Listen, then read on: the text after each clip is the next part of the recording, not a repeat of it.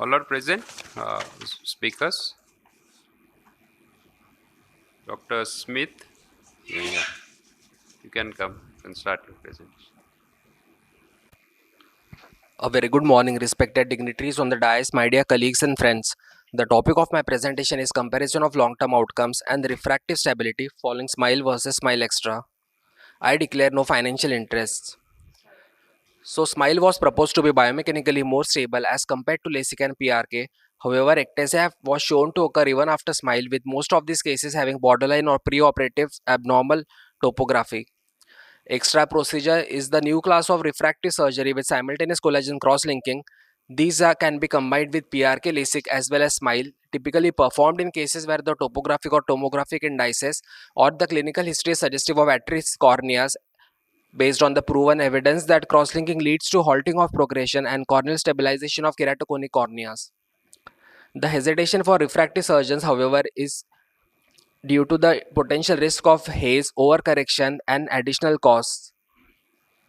While there is growing evidence that refractive surgery with simultaneous collagen cross-linking, in particular with SMILE, is beneficial, there is however a paucity of long-term data on the efficacy and stability of SMILE Extra when compared to SMILE. Thus, this study was conducted to compare the long-term safety, efficacy, predictability, and refractive stability following SMILE Extra. So this was a retrospective study comprising 27 patients in each group who underwent bilateral SMILE and SMILE Extra respectively. SMILE Extra was performed for borderline cases if three of the following criteria were satisfied: age less than 30 years, corneal thickness less than 480 microns, a residual stromal bed thickness between 250 to 280 microns, mean refractive error more than 6 diopters or spherical equivalent, CBM more than 0.5, TBM more than 0.29, and a final D value of more than 1.65. Both the groups were comparable. However, the CCT in the SMILE Extra group was relatively thinner, and the and the keratometry was relatively steeper in the SMILE Extra group. So SMILE was performed using the standard protocol. For SMILE Extra, 0.1 ml of 0.25% riboflavin was injected into the interface and allowed to diffuse for 60 seconds. The protocol used was 45 milliwatts for 75 seconds, and the total energy delivered was 3.4 joules per centimeter square. This is a photograph showing intraoperative slit lamp diffusion of dye at the end of mean follow-up. 94% eyes in SMILE Extra as well as in the SMILE group showed UDV of 20 by 20 or better. 94% of eyes in the SMILE group and 93% of eyes in the Extra group had a CDVA similar or better. There were no intra or post-operative complications, and slit lamp examination revealed a mild transient haze which was visually non-significant and resolved over time. Thus, in conclusion, SMILE as well as SMILE Extra resulted in comparable visual outcome, safety, and efficacy. Contrary to the belief, combination of prophylactic cross-linking with SMILE did not result in any hyperopic shift over time. No eye in either group encountered post-operative ectasia. Further follow-up, however, is required to establish the long-term effects on the refractive and corneal stability following SMILE Extra, as all the eyes treated in this group were borderline. Thank you so much for your kind attention.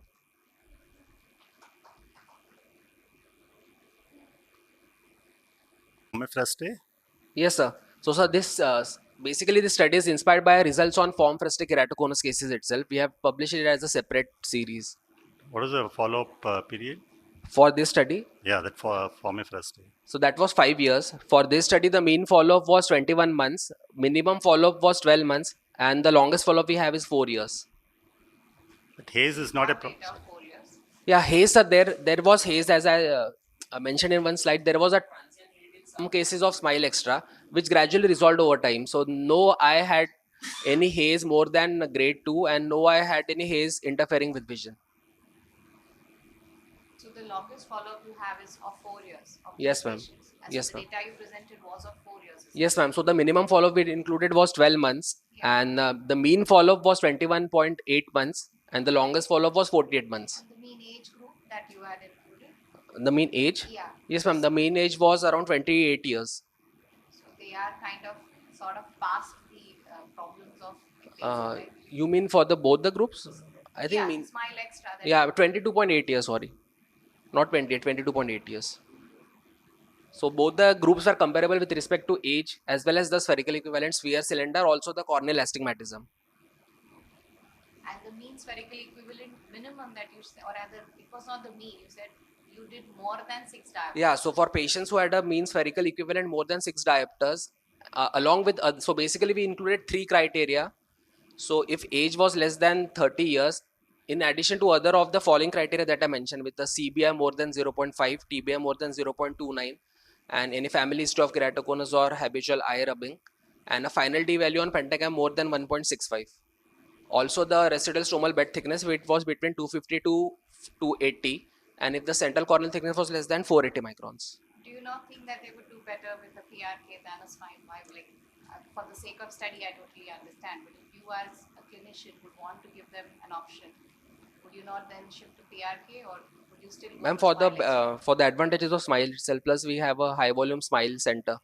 So these were all based on the patient's preference. When we plan a patient for refractive surgery, we give them all options, PRK, LASIK as well as smile. So based on the patient's preference, they select. So you are convinced that smile is biomechanically more stable than the other? No, because I have worked on even PRK, LASIK as well as smile studies. So even PRK has very good biomechanical stability. Yes, ma'am. Thank you. It's a Thank good you, ma'am. study. Thank you. Good study.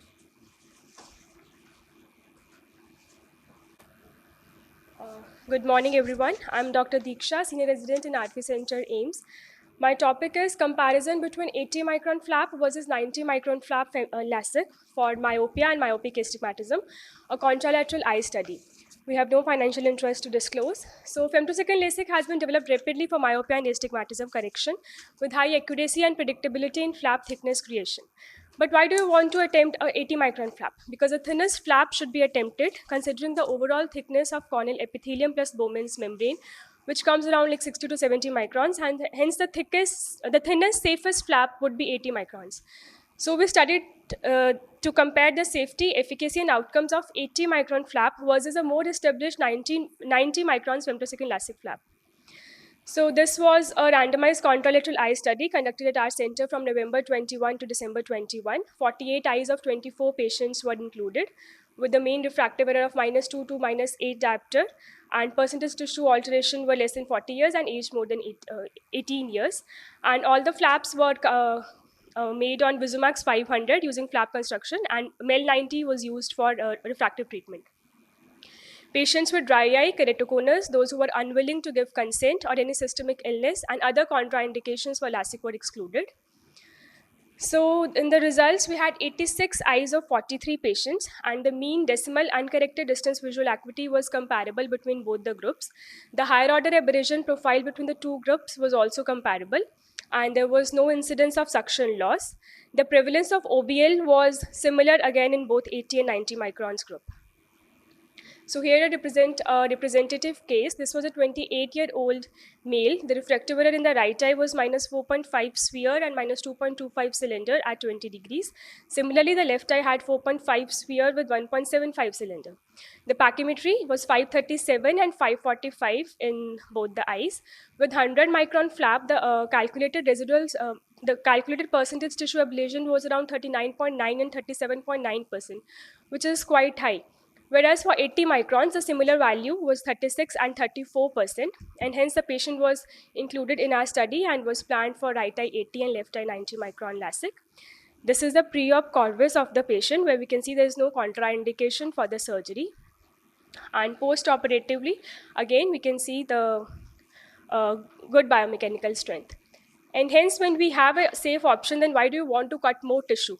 And hence, the use of ultra-thin flaps with Zeiss Vizumax 500 was safe, reliable, and reproducible. So both 80 and 90 micron flaps showed excellent post-operative visual acuity and can be safely used to maintain a safe percentage of tissue altered. Thank you. Diksha, can you tell me, was any ASOCT done preoperatively for all these patients? Preoperatively, epithelial thickness was done, and any patients who had epithelial thickness more than like 60, those were excluded. Okay, you because haven't mentioned that in your exclusion yeah, because part of it would be epithelium, so you would essentially be taking only 20 microns of the rest of the. yeah, that's right. Actually, there was a limitation of slides in the, Okay. hence I had to skip that. Okay, because Slide. and then also the problems that can come with thin flaps. Did you encounter any of those, like maybe spew striae post-operatively? Even that's not mentioned. Actually, we began to try this thing before, and once initial cases definitely we had stri, but once we started this planned study, by then the prevalence of stri had reduced. The OBL was slightly higher, but again it did not But reach OBL statistical has no. significance. I mean, OBL will come or not come depending on the power settings of the femtosecond laser. Yeah, but even it has been The reported that density it's of the slightly more with thin flap. thinner And ones. yes, thinner ones Okay. have been reported to be associated with But you higher found them to prevalence be of. equal We between. found there was slight difference, but it was not statistically significant. Okay. Was separation difficult? Sir, again, it's a more of a subjective thing. In the beginning, definitely yes, but once like now we are used to this flap, now it does not. In fact, now 80 seems more smoother than the previous 100. Are there any previous studies that have shown, because 10 microns, does it really make that big a difference? Yeah, that definitely I agree. But again, when we can save 10, because sometimes the decision of refractive surgery, laser refractive surgery versus ICL, again, when in cases of borderline cases, when you're ablating already 40 diopters, 40% of the tissue, in those cases, this can be an option when patient does not want to go for phakic IOL. So then the question comes, where are you measuring your corneal thickness from? See, 10 microns is itself a variability between two machines. Where do Yeah, you measure your that is corneal? definitely a No, where are these limitation. measured from? These the post-operative was measured on No, ASOCT and preoperative. The preoperative corneal preoperative thickness. corneal thickness was taken from pentacam.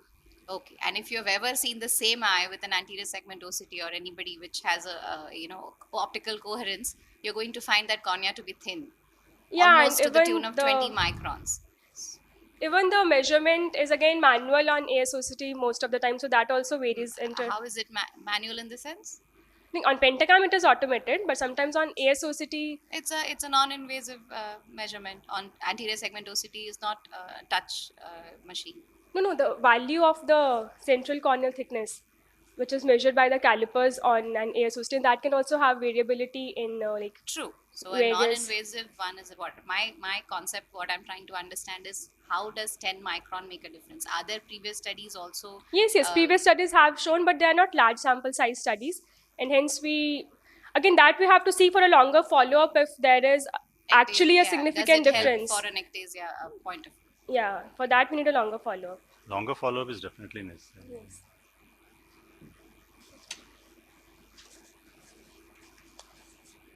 Thank you.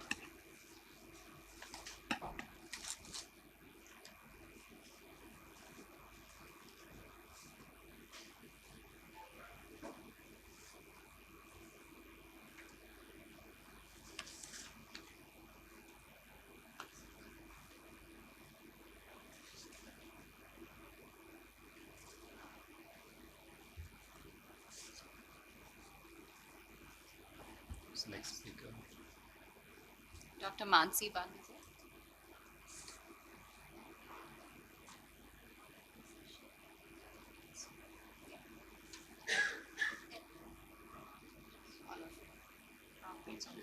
She's not there. Huh? The next speaker, Dr. Mansi Bang, is here. Suman Lata. I'm Dr. Suman, and I'm here to present our work to study anatomical and intraoperative factor responsible for gas bubble migration into anterior chamber during femtosecond laser flap creation. I have no financial disclosures to make, and gas bubble migration is a known complication of flap creation in LASIK, and these bubbles can interfere with the excimer laser tracking system and halt the progression to the next surgical step. Either we can wait for the bubbles to dissipate or can proceed with the surgery using the artificial pupil with the tracker off setting. The incidence in the previous study quoted is 1.08%, 0.14%, and 0.3%. In our study, it was 2%. So the previously proposed theories for the migration of gas bubble was that the gas bubble migrates through the posterior stroma and endothelium and then appears into the AC, which was disapproved by Tomita, and because of the absence of any endothelial damage following gas bubble migration into AC. Uteen et al. Have proposed that femtosecond beam directly causes direct photodissociation of aqueous humor due to rapid pressure changes in interface during femtosecond LASIK procedure. So multiple other studies have also suggested that gas bubble enters through either Schlemm canal or the trabecular meshwork. Our study was done because although the multiple mechanisms have been proposed for the migration, but none of the studies have correlated the anterior chamber anatomy and migration of gas bubble into the anterior chamber. Our study adds that we observed the correlation of anterior chamber anatomy along with the migration of gas bubble. Also, we studied the intraoperative factor, which can play a role in migration of gas bubbles into the anterior chamber. It was a retrospective study at RPC Ames. Study period was from June 2020 to January 2022. Inclusion criteria were patient undergoing femtosecond LASIK on the wavelength femtosecond 200 with age of more than 18 years with a stable refractive error for more than 1 year with no other ocular pathology and patient who are suitable for refractive surgery and willing for consent. In the control arm, we have included 20 eyes of the same age matched group with a stable refractive error more than 18 years of the age undergoing LASIK. Preoperative data were retrieved from the patient previous scans on the Pentacam and KCI ASOCT. In the pentacam imaging, we measured the horizontal wide to wide, anterior chamber depth, angle on pentacam, and central corneal thickness. On the KCI ASOCT, we have measured all the angle parameters, including angle opening distance, trabecular iris space area, and trabecular iris angle, along with anterior chamber width. The analysis we use two sample tests or test and the Wilcoxon rank-sum test according to the distribution of the data. P-value of less than 0.05 was considered significant. In our result, the white to white in the control group and the study group showed a difference, and with the significant p-value of 0.04. Anterior chamber parameters were significantly different in the two groups with a statistical p-value significant on the angle on the pentacam was narrower with the shallow anterior chamber depth with shallow anterior chamber width. In the discussion, the various mechanisms have been proposed and many hypotheses has been proposed, but it's still a debatable question till today that why there is a migration of gas bubble into the AC. And previous study have also highlighted the role of smaller wide to wide, large flap diameter and high applanation pressure as the predisposing factors. And also previous studies have correlated the anterior, but none of the previous study have correlated the anterior chamber anatomy with the migration of gas bubble. So our study highlight that the role of anatomical factor and its relation with the migration. We used Pentacam and KCI society to study the anatomy, and in the cases and their respective age match control, we observed that the incidence of gas bubble migration into the AC was more in the eyes who has smaller wide to wide, shallower anterior chamber depth, smaller anterior chamber width, and the shallow angles on the Pentacam. So the most important clinical significance of the gas bubble is that it disables the laser tracking system and can anticipate and add to the anxiety of the surgeon as well as to patient. Either we have to defer the surgery or have to use an artificial pupil. And in our study, we have used an artificial pupil detector to complete the procedure. We recommend that KCI ASOCT and Pentacam additional parameters should be used while screening such patients, and one may consider performing alternative procedures like SMILE or microkeratome assisted LASIK or PRK surface ablation in such predisposed eyes. Thank you. Thank you. Interesting observation. But a question that did you not look at the densitometry, because that is one major factor why the machine may need more power or less power, or it may cause those. We have used the similar power in all the case True, groups. but That's then why I did have it not behave put it. differently amongst the different eyes, or either Yeah. why did some patients get the OBL and some did not?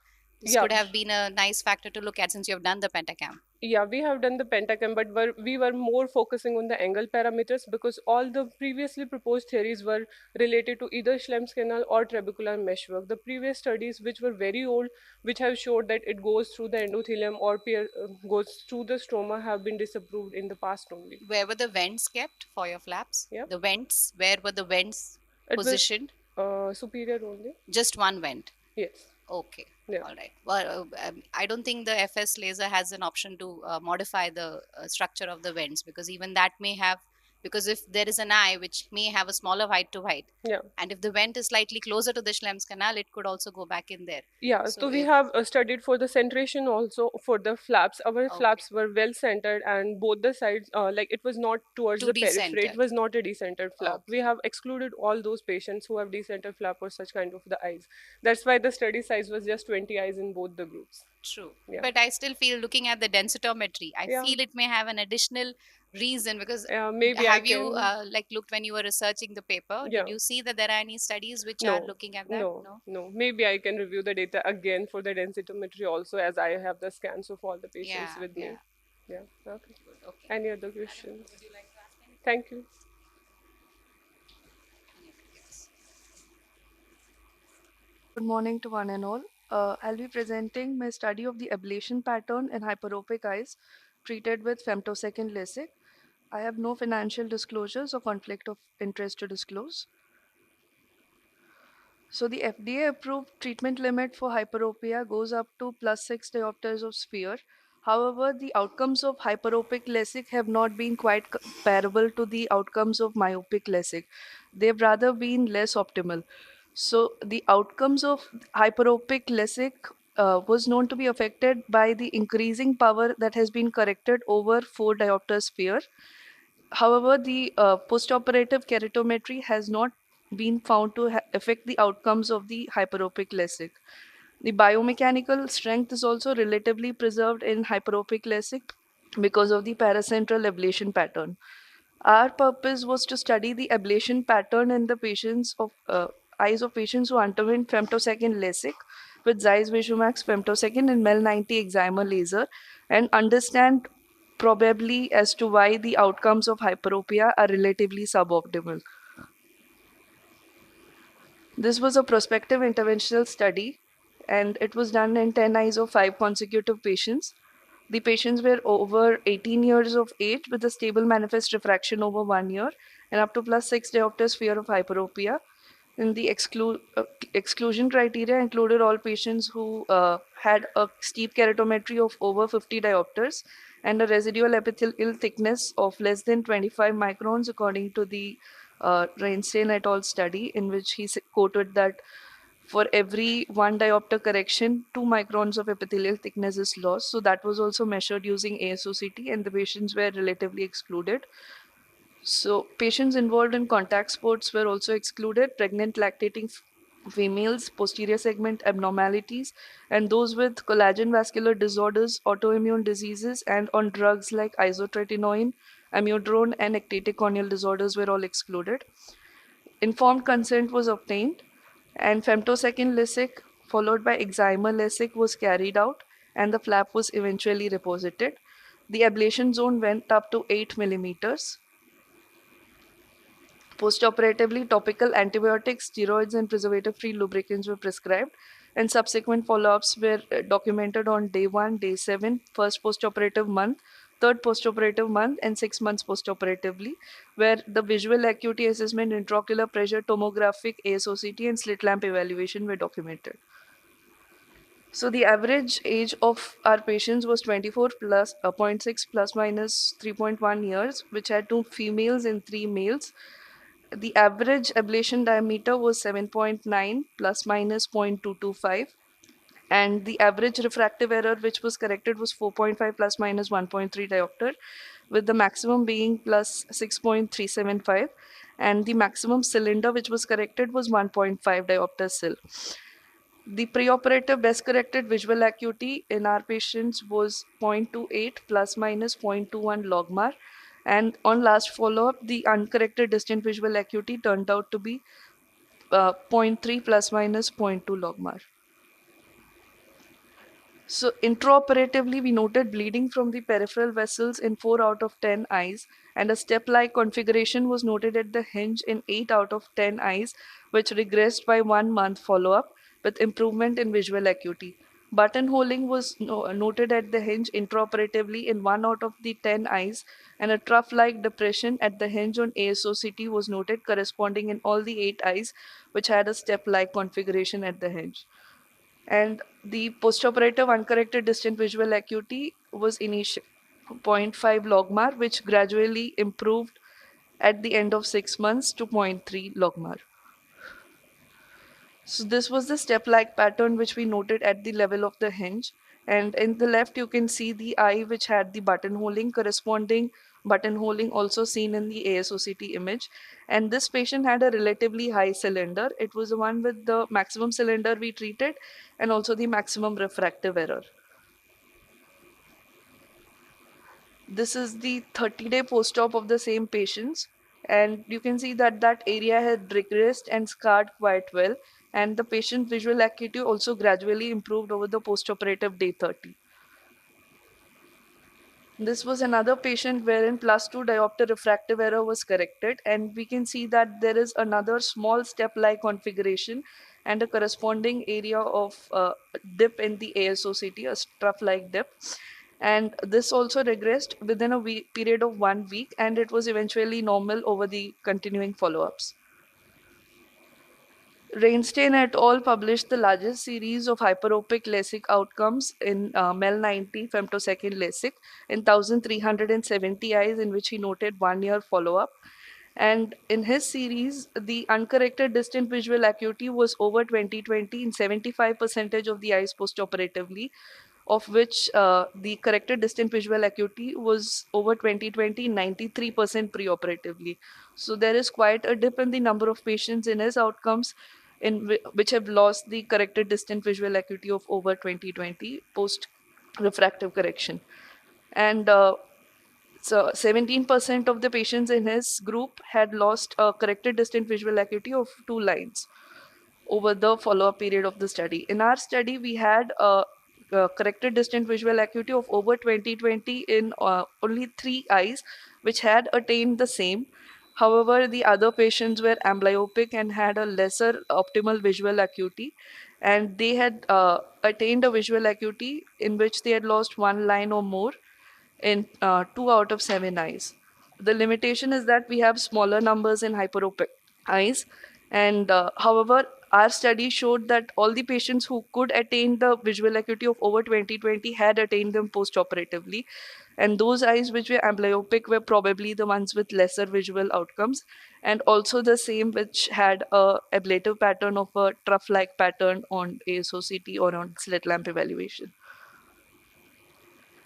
So to conclude, hyperopic laser ablation might involve the hinge region, which might result in suboptimal visual outcomes initially. However, this regresses with time, improving visual outcomes, and it is mandatory to keep a flap protector, especially while correcting hyperopic errors of over 3 diopter sphere. And patient and understanding patient expectation is important in correction of hyperopic refractive errors. Thank you. Was the pupil diameter? You've not mentioned that average. Ma'am, the average pupil diameter was around 3 to 4 mm in most That's patients. small? Yeah. And the mesopic? This you're talking about photopic, I'm assuming. Yes, ma'am. So mesopic? Mesopic was, it must have been around 6 millimeter. I haven't So noted then it don't you exactly. think the optical, Yeah. the ablation diameter is zone, very yeah. small that you've kept Yeah. for 7.8? It no, ma'am, the total ablation diameter went up to 7.8. The total, including the transition zone. How much was the transition zone kept? Transition zone was kept as we did the series in femtosecond MEL 90 laser. So discussing with the engineer, we had kept the transition zone of up to 0.5.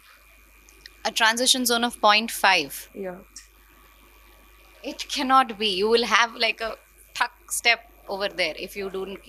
Why is it? Okay, my point is that your optic ablation profile or diameter is very small for a hyperopic LASIK, considering you are saying your mesopic pupil is 6 mm. Yeah.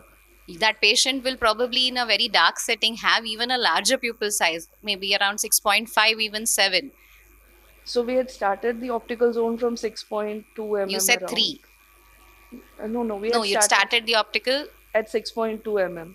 And what was the largest size that it was going up It to? went up to 8.1 mm. So we had taken which PIs of around 8.5 to 8.7 mm.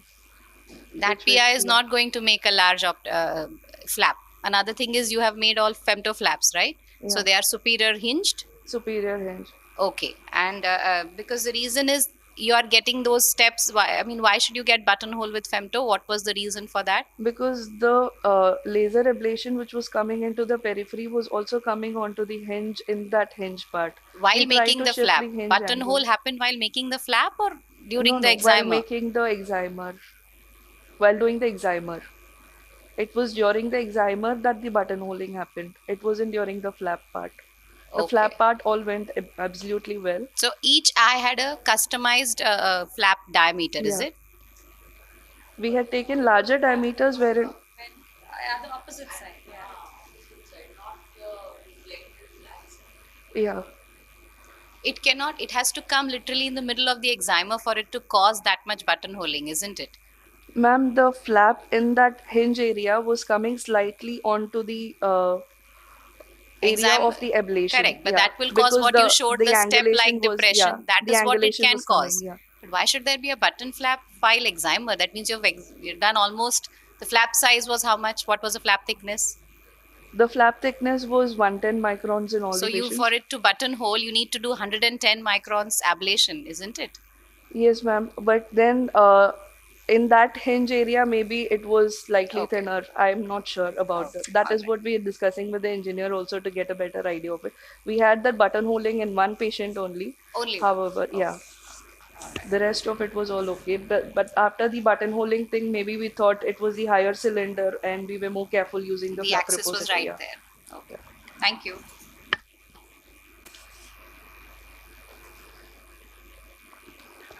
Good morning to all. So I'm presenting a case of a TAS following IPCL implantation in a myopic eye. So as we all know, TAS or toxic anterior segment syndrome is a rare condition characterized by postoperative inflammation after uneventful anterior segment surgery that occurs within the first 12 to 48 hours after surgery. Several etiologies, including retained lens material, viscosurgical devices, glove talc, intracameral antibiotics, and endotoxin contamination of BSS have been identified. So our case, it was a 27-year-old male patient who underwent IPCL implantation in the left eye for high myopia, presented with complaints of diminution of vision, redness, and mild pain 4 days following surgery. Surgery was uneventful and patient had vision of 20/30 on postoperative day 1. So on ocular examination, visual acuity was 20/600 and anterior segment examination under slit lamp showed mild corneal edema, anterior chamber cells and flare, dilated pupil with perimembrane and hyperion. Intraocular pressure was elevated and B-scan ultrasonography showed moderate echoes suggestive of inflammation. Patient was started on topical antibiotics and anti-glaucoma medications. He was also given intravitreal antibiotics under topical anesthesia, and AC tap was also done in the same sitting. The AC tap, although did not show any microorganisms in the gram stain or the culture in the next 48 hours. Following this, the patient was started on topical and oral steroids along with previous medications on the basis of TAS, diagnosis of TAS. So this was post-operative day 1 following the intravitreal antibiotic injection, and post-operative day 3 following the injection. You can see that there is a resolution of the echoes and also reduction of the corneal edema. On the follow-up, corneal edema reduced, anti-chamber reaction decreased along with the intraocular pressure. B-scan ultrasonography also showed resolution of the echoes and the vision improved to 20/30. So in 2014, Gomez-Baster et al. Retrospectively reviewed 349 eyes of 216 patients with ICL implantation, reporting very low incidences of post-operative complications with only one eye presenting with TAS. Few reports of TAS after phakic IOL have been published, most of them from anterior chamber phakic IOL cases, and only one case report following ICL.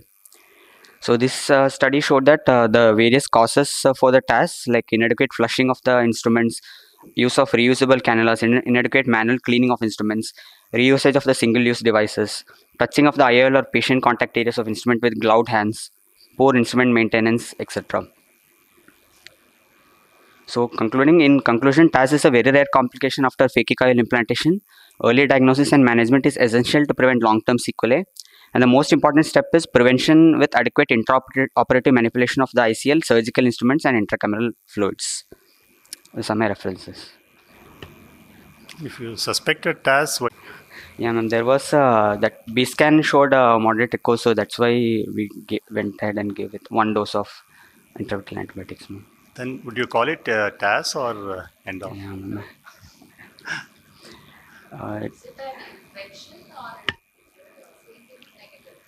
Yeah, ma'am, it came negative. So initially there was echo, so we don't know why that was there. It reduced after 2 days, but suspecting it could be infectious, we gave 1 dose of intravitreal antibiotics, ma'am. But it eventually reduced. Although there is usually it is not seen post-operative posterior segment inflammation in TAS, our case had, but it was only very localized and it reduced after 2 days.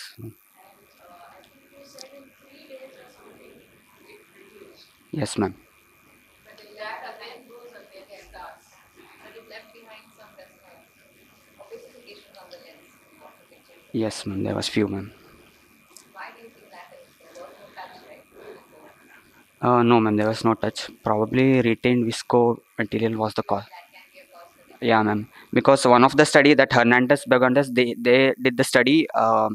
They did ASOCT in the cases, and most of the cause for their findings was the use of powder gloves and the retained talc in the ICL. So they could see that in the ASOCT, the talc material.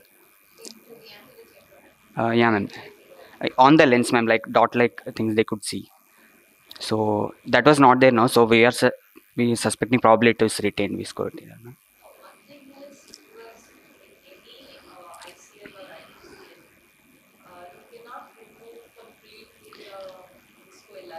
Yes, ma'am.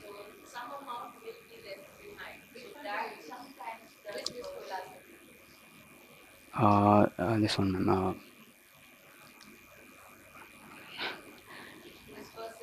No, cohesive, ma'am. Yeah.